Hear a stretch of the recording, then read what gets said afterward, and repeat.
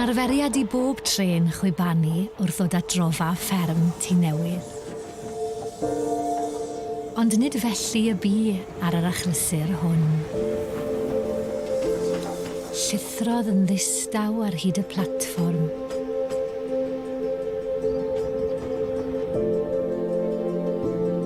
Ymhen ychydig eiliadau agorwyd drysau'r cerbyd at allan. Tu mewn iddo, cawsom gip olwg ar y gorchydd du a oedd yn cuddio'r gadair. Munudau trist oeddynt. Ac roedd y distawrwydd yn anhygoel.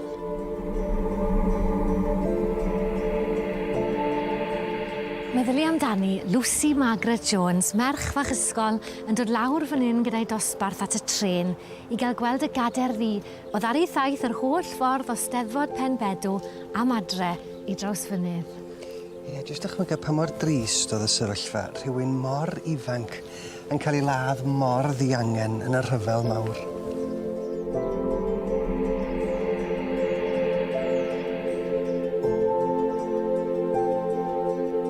Stryd Pen Lan, traws fynydd. Man geni Ellis Humphrey Evans ar Ionawr y 13 1887. Ond fel Hedd Wyn, mab yr ysgwrn da ni'n ei nabod o heddiw.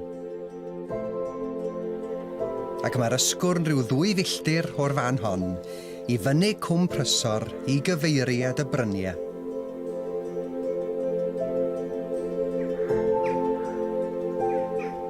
A dyma'r ysgwrn enwog, cartra'r teulu. Oedd rhieni Hedd Wyn wedi cael 11 o blant, ond 2 ohonyn nhw yn marw yn ifanc iawn. A fyny fanna, ar y goedan, mae'r hen enw, yn llythrennau coelbren y beirdd. Y wyddor yr oddiolwm organwg wedi dyfeisio flynyddoedd ynghynt.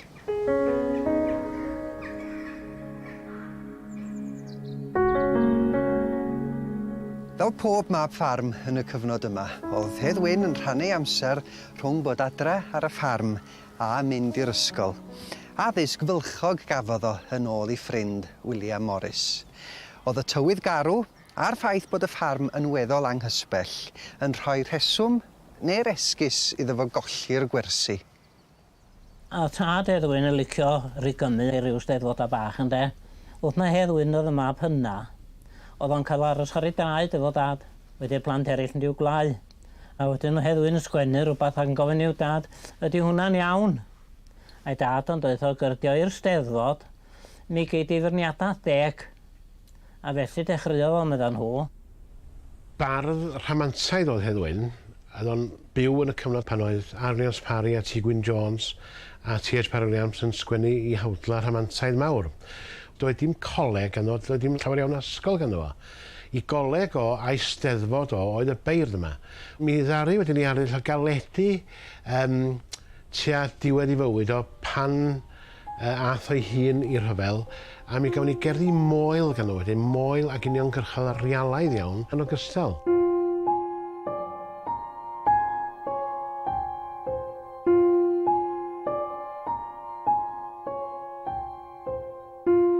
Nid oes gennym hawl ar y sêr, na'r lleiad hiraethus chwaith, na'r cwmwl o air a ymylch yng nghanol y glesni maith. Nid oes gennym hawl ar ddim byd, ond ar yr hen ddeiar wyw, a honno sy'n anrefn I gyd yng nghanol gogoniant Duw.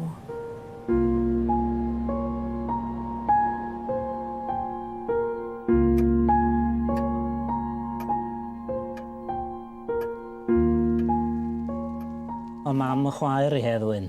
A mi gosson i'n mam pan o'n i'n 4 oed. Dyn ges I am mae Ellis oedd y mrawd mawr oedd at y 9 i'n magu. Ac oedd I dros I 16 yn cymryd ni. 2 fachgen bach, un yn 4 a'r llall yn 5 a hanner. Oedd o'n dipyn yn gyfrifolda byddi hi. Ac oedd y wraig eisio ni gadw'r lle yma yn union fath ag oedd o. A dwi wedi gwneud yn y letswydd i'r wraig be oedd I gofyn. Dim byd ydi newid ynde. Amsar wedi sefyll yn llonydd fan hyn.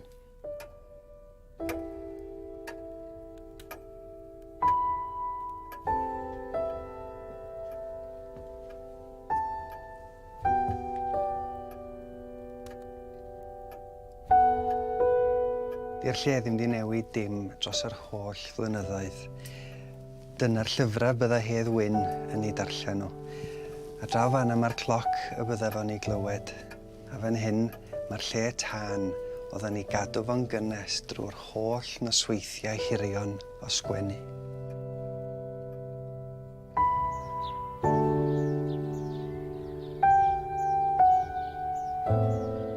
A heb os, roedd e yn treulio tipyn o amser yn sgrifennu, ac fyddaeth pawb i'w nabod e fel bardd o oedran cynnar iawn. Mae yna hanesion amdano fe'n derbyn post gyda rhywbeth fel hyn ar yr amlen. Mr Ellis Evans, Bad, Trawsfynydd.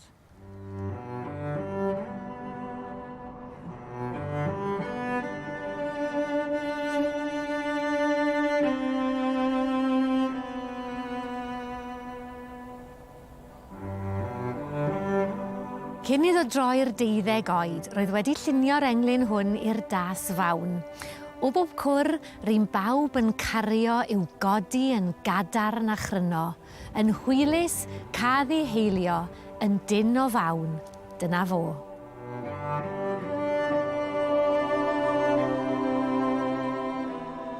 Mae'r llyn hwn, llyn y Morynion Cwm Cynfal Meirionnydd, yn arbennig iawn yn ein hanes ni. Dyma'r llyn lle collodd Morynion blodeuwedd i bywydau wrth iddyn nhw ffoi rhag lleu llaw gyffes a'i filwyr.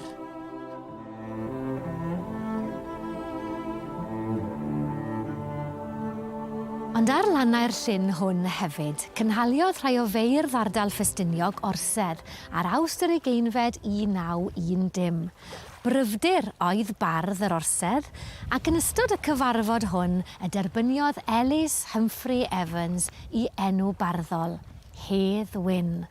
Fel hyn mae bryfdir yn cofio'r achlysur. Wedi'n ei awgrymu Hedd Wyn fel ei enw barddol iddo, ymdeinodd gwen onest dros ei wyneb, na ddywedodd air. Pan ar ei Hedd Wyn ennill y gadar gyntaf yn y Bala, yn 1907, oedd wedi gwneud enw iddo hun doedd. Y fo mewn ffordd oedd y David Beckham yn ei ardal ei hun de.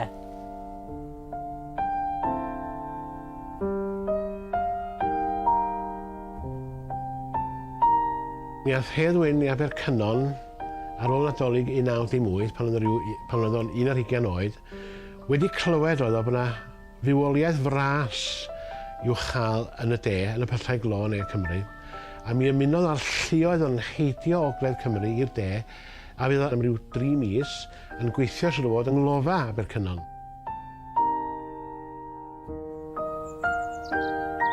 Ond mi ath yr hiraeth yn drech nago, fel mae'r englyn yma'n tystio. Yn irai ddŵr fe ddof ryw ddydd, adref i grwydro'r hen froedd. Yn y sawth fy nghorffin sydd, a fenaid yn Rhawsfynydd. Ac ymhen dim oedd wedi troi gefn ar Gwm Cynon ac wedi dod adre yma i Gwm Prysor.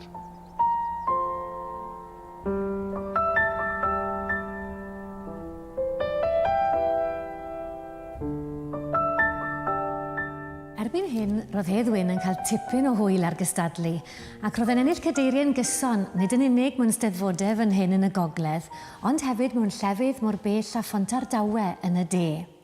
O ran y genedlaethol, roedd gynnig arni yn Steddfod Bangor 1915. Doedd y beirniaid ddim yn hael iawn gyda'i sylwadau, ond doedd dim danto ar Hedd Wyn. Roedd ymgais arall arni yn Steddfod Aberystwyth 1916, a chael tipyn mwy o ganmoliaeth.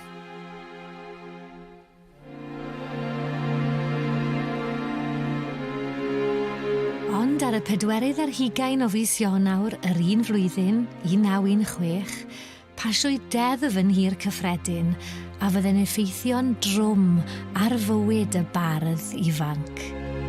Deddf gorfodaeth filwrol, a fydde'n mynnu bod yn rhaid i ddynion ifanc rhwng 19 a 41 mlwydd oed ymuno ar fyddin.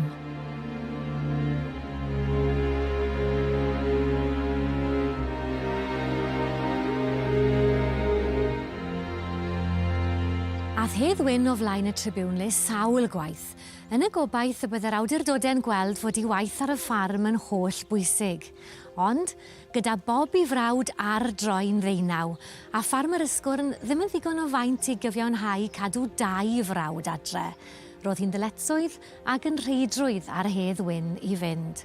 Wedi'r cwbl, fe oedd y brawd mawr.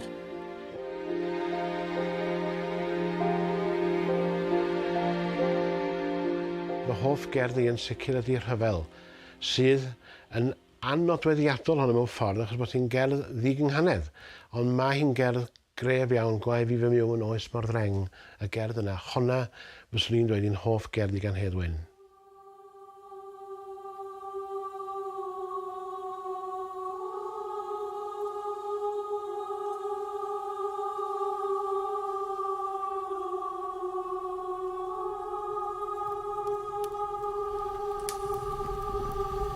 Gwae fi fy miw mewn oes mor ddreng, a Duw ar drai ar orwel pell. O'i ôl mae dyn yn deyrn a gwreng, yn codi i awdurdod hell.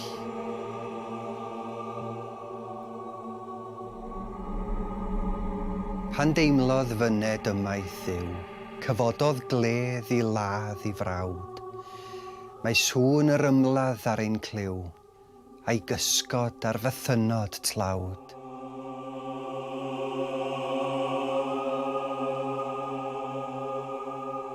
Mae'r hen delynau genid gynt yng nghrog ar gangau'r helyg draw, a gwaedd y bechgyn lond y gwynt, a'i gwaed yn gymysg efo'r glaw.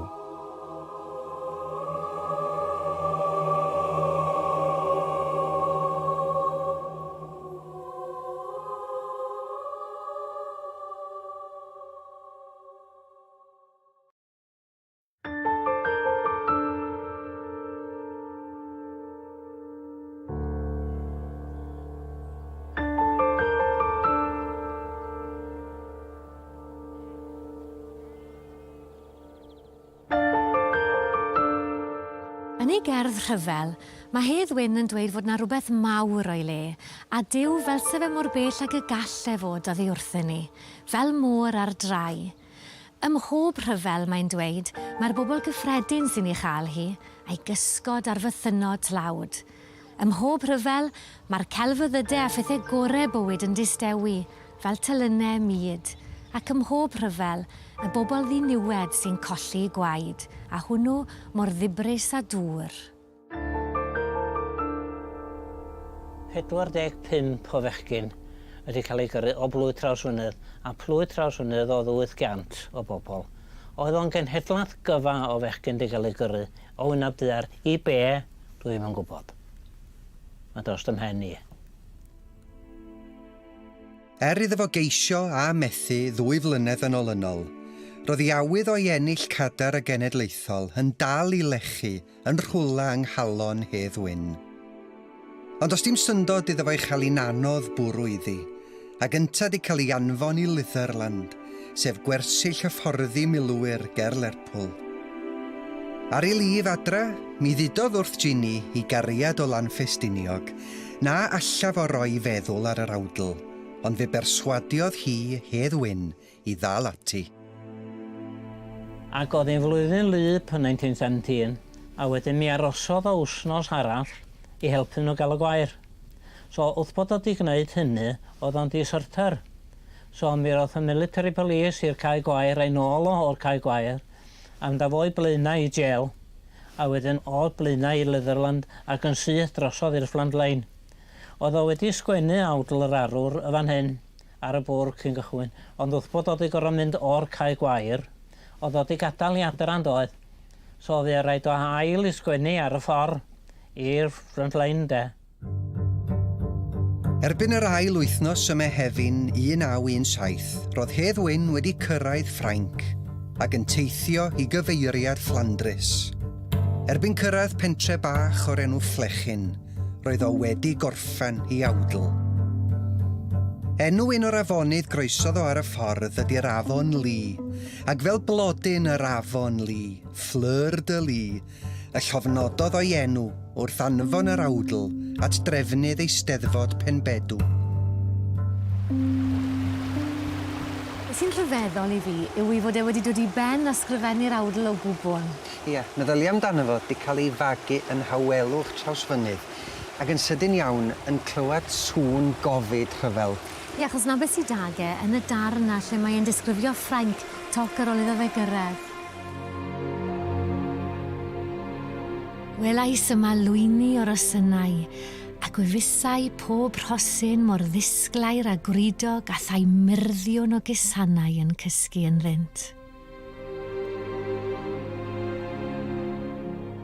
Ond blodau pridd fydd blodau Ffrainc yn y dyfodol, a gwynt trist fydd yn chwythu tros ei herwau, achos bydd lliw gwaed yn un, a sŵn gofid yn y llall.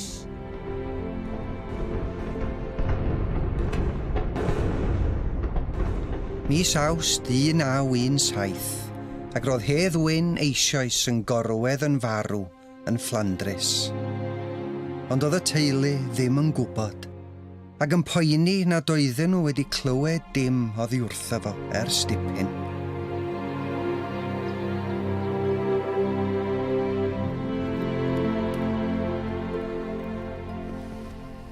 Yn raddol, mi ddoth y si I fod o wedi cael ei ladd. Ac wedyn, y llythyr swyddogol yn cyrraedd ar Awst y 24 yn deud fod Hedd Wyn wedi colli fywyd yn un o frwydra erchyll Passchendaele ar ddiwrnod ola mis Gorffennaf.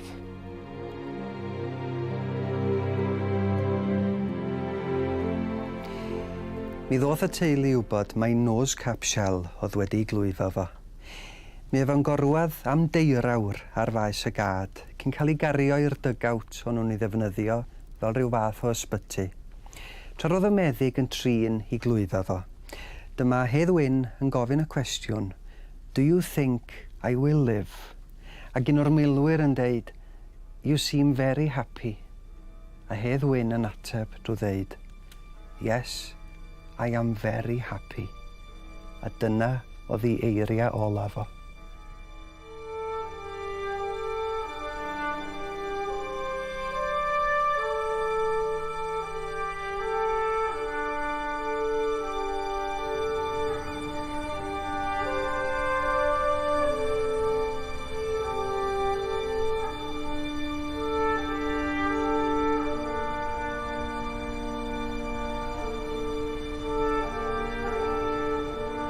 Dyma faes Eisteddfod Genedlaethol Cymru 1917, ym Mhenbedw, Birkenhead, Lerpwl. Cynhaliwyd hi ym mis Medi, ac ar ddydd Iau, Medi'r Chweched, roedd defod y cadeirio. Ac os ydw i'n iawn, yn ôl y cynllun hwn, fan hyn yn gwmws oedd llwyfan y pafiliwn. Roedd y tri beirniad, T. Gwyn Jones, J.J. Williams a Dyfed yn gytun mae awdl Fleur de Lis oedd yn heiddi'r gader. Canodd y corn gwlad, ond neb yn codi.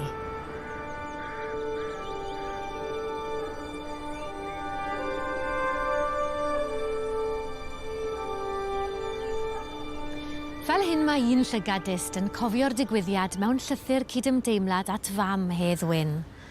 Ar ôl distawrwydd, aeth llew tegid ymlaen I ddweud I fod yn gorfod rhoi newydd pur ddrwg, fod yr arwr cenedlaethol wedi mynd I well Eisteddfod.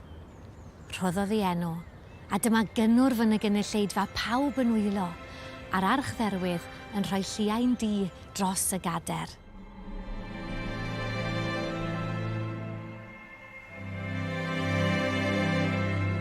Ac roedd hi'n gader arbennig wedi gwneud gan grefftwr o'r enw Fan Fletteren, ffoadur o Wlad Belg, yr union ardal lle lladdwyd Hedd Wyn.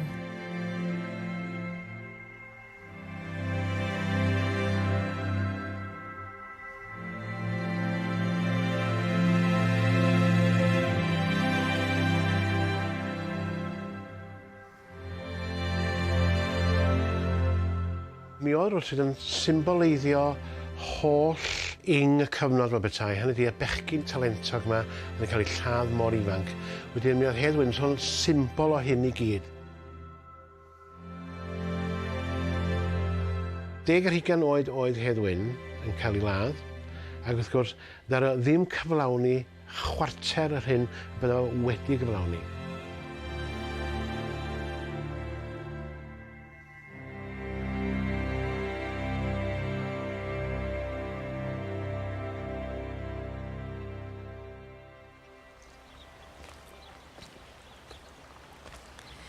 Ni'n dal i gofio hefyd i englion a'i benillion telenegol e.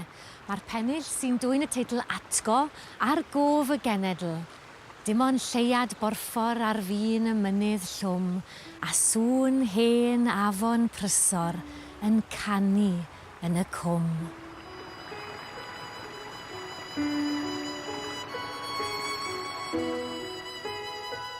Ac englyn fel yr englyn yma i hael ar fynydd.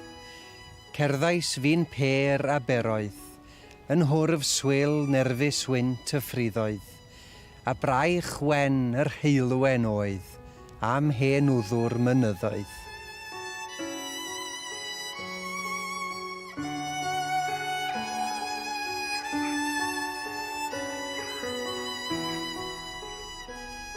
Dwi wedi cadw'r lle yma yn union fath ag oedd o, mwyn i bobl yr oes yma weld y peth de. I'r oesoedd a ddel y galendid a ddyn de chi. Ia.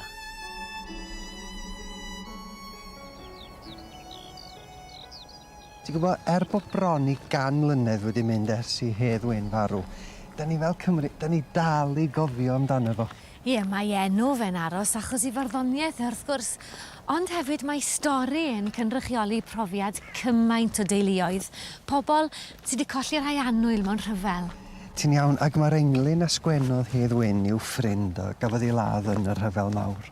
Yn anffodus, mae wedi troi'n englyn i Hedd Wyn ei hun.